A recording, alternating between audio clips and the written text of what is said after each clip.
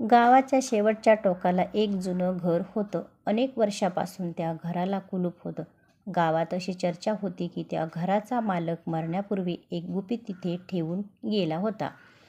एके दिवशी गावात नवीन घर खरेदी करण्यासाठी एक तरुण आला. त्याचं नाव निखिल होतं. त्याने ते जुनं घर स्वस्तात विकत घेतलं.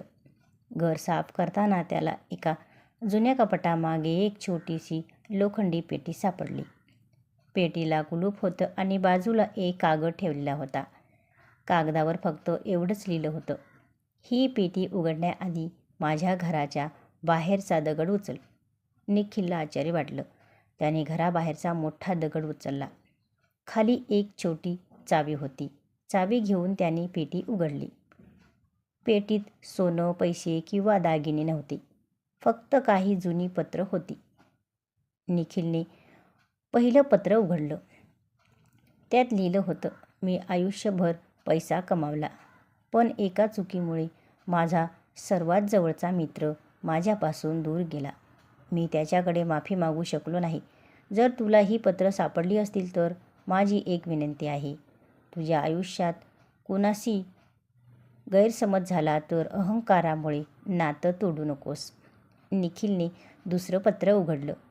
त्यात त्या माणसाने लिहिलं होतं, माणूस मरताना आपल्या घरात किती वस्तू आहेत याचा विचार करत नाही. तो फक्त एवढंच विचारतो, ज्यांना प्रेम करायला हवं होतं त्यांना मी ते वेळेवर सांगितलं का? शेवटच्या पत्रात त्या जुन्या घराचा खरा रहस्य उलगडलं होतं. त्या माणसाने आपली सगळी संपत्ती गावातील लोकांसाठी दान केली होती, पण स्वतःच्या एका मित्राची माफी मागण्यास तो उशीर करत राहिला आणि शेवटी तो मित्र कायमचा दूर गेला. निखिलने ती पत्र वाचली आणि बराच वेळ शांत बसला. त्याच दिवशी त्याने आपल्या जुन्या मित्राला फोन केला. काही महिन्यापूर्वी झालेल्या एका छोट्याशा गैरसमजामुळे दोघांचं बोलणं बंद झालं होतं. निखिलने फक्त एवढंच म्हटलं, चूक कोणाची होती हे नंतर ठरवू, पण आपली मैत्री हरवण्याइतका मोठा माझा अहंकार नाही. फोनच्या दुसऱ्या बाजूला काही क्षण शांतता होती.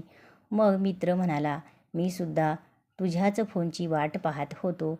त्या दिवशी निखिलला त्या जुन्या घरातून सोनं मिळालं नाही, पण त्याला एक हरवलेलं नातं वाचवण्याची संधी मिळाली.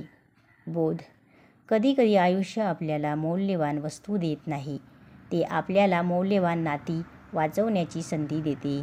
ती संधी वेळ निघून जाण्याआधी ओळखली पाहिजे.